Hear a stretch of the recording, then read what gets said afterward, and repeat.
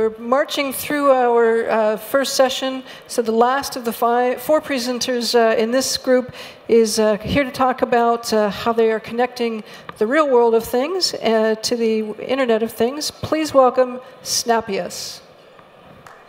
Hi, my name is Etienne. Hi, my name is Tierry.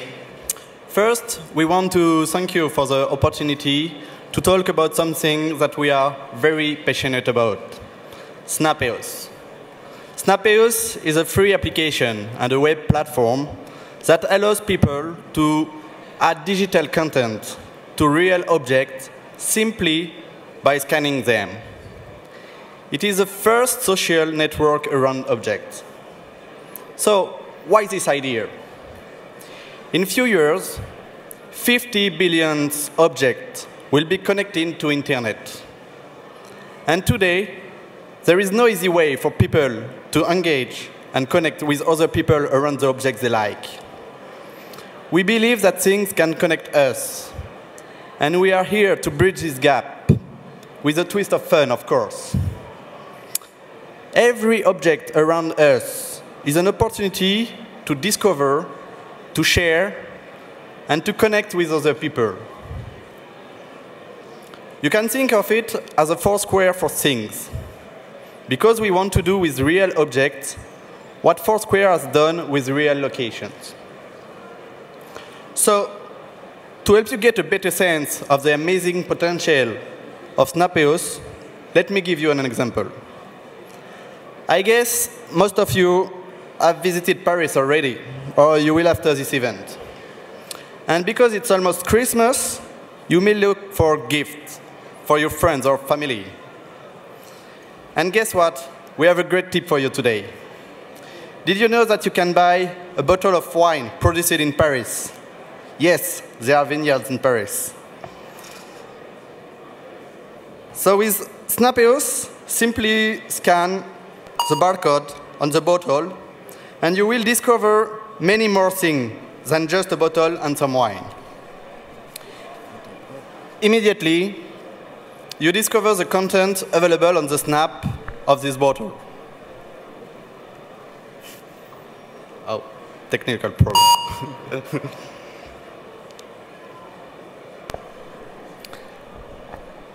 So, what is a snap?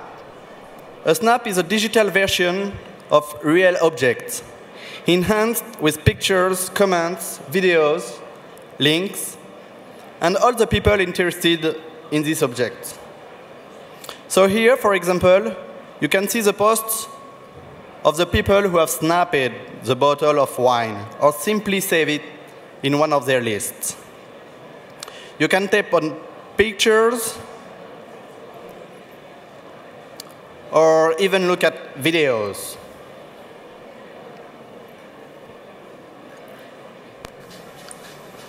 Hi, LeWeb. Welcome in Montmartre, and we wait you to taste the wine from Montmartre. So, filters allow you to cut the noise and choose if you want to look at posts from the public or only from your friends, or maybe even just you. You also can organize your snap into lists. Simply click on the star at the bottom, then choose a list or create your own. Let's imagine here that you have created a list called Shopping List in Paris. Because you save it, from now on, you will be notified whenever there is an activity on this object. And it's a great way for people to curate and for anyone else to discover new content. However, the best way to discover new content is on the wall. And this is a key point. So you don't need to scan barcodes or QR codes to discover new objects. But we didn't stop here. We wanted our users to be really addicted to Snapeous. So we introduced the Snap It button. When you press this button, you can express yourself and your intention about an object. Here, let's say I'm drinking this bottle of wine. And because it's linked to the Facebook Open Graph, it appears on your timeline. And we think people will love it. That's not Snapeous for users. Snapeous is also a unique opportunity for brands. There are at least 5 different ways to help brands. First, build a presence on Snapeous with dedicated pages. Secondly, offer rewards to users for snapping objects or promoting them to their friends. Thirdly, generate sales, and we will take a commission. Fourth possible option, analytics tool, and we could charge for specific features or data insight. And last but not least, advertising on Snapeous with a pay-per-click model like Google AdWords. So possibilities are endless, but we want to focus on the product first. If we have the right product, then people will come. And if people come, then business will come. So you can go now to snapeous.com and download the app on Google Play right now. Have a good day here. Thank you very much. Thank you.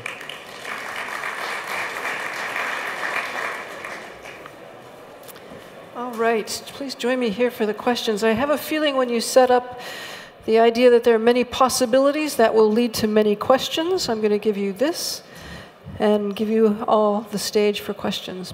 Brad. I'm sort of having trouble figuring out where you fit in a world where there's Facebook and there's Pinterest and there's Path and all these social networking apps. So there's a lot of noise and it sounds like you're doing this around items. How do you plan? You said we're going to build a product, people will come.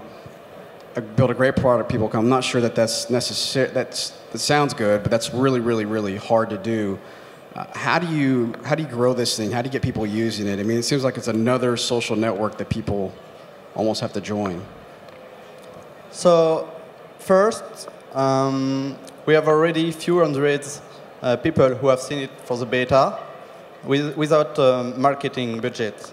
So we think that's a start.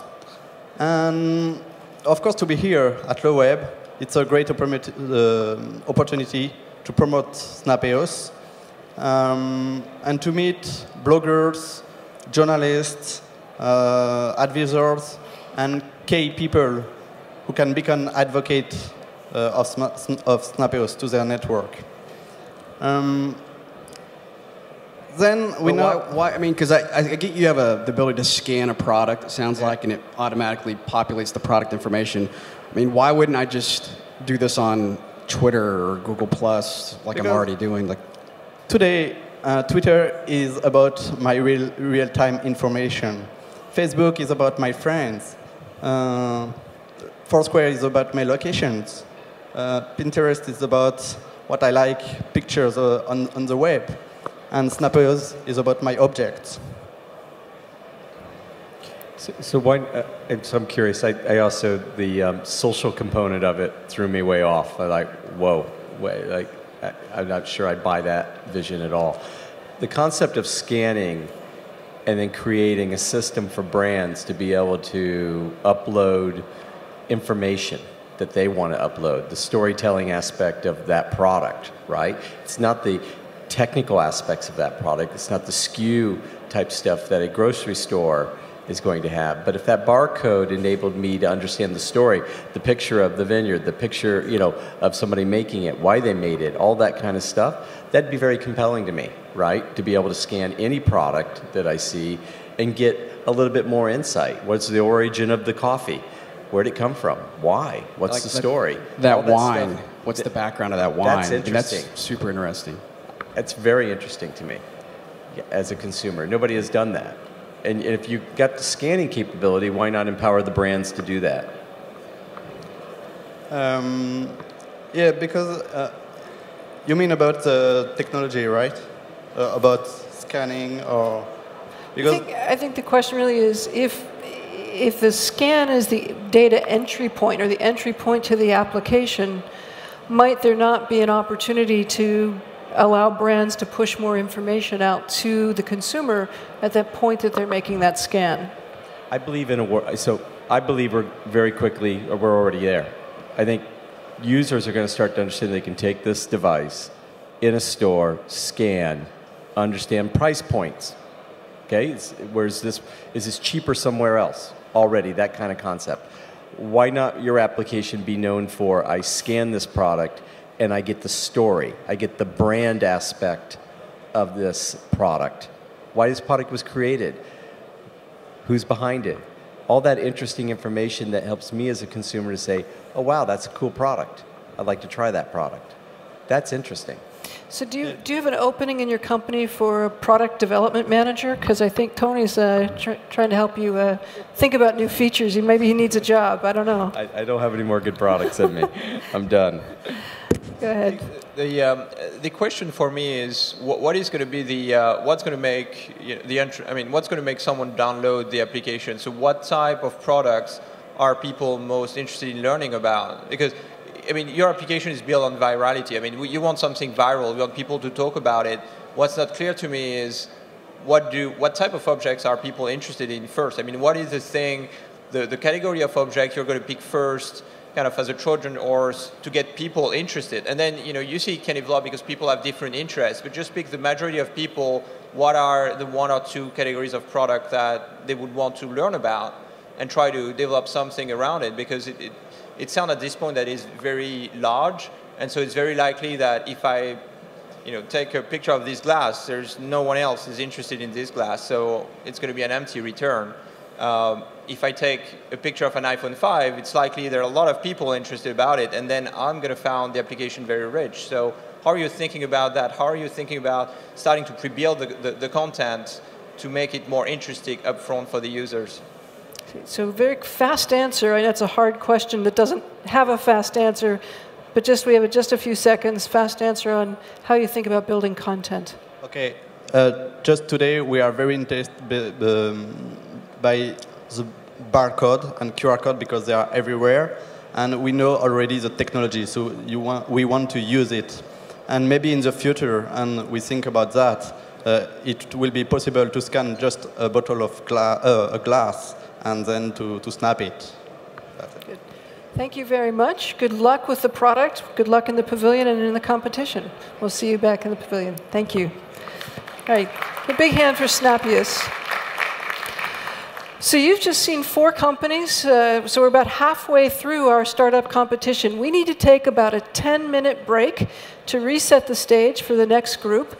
So I'm going to invite you to stretch, take a cup of coffee, but also to come back here because we have another group of great companies. But before you go, please thank our terrific judges. Great questions. Philippe, Tony, Brad for joining us. Thank you.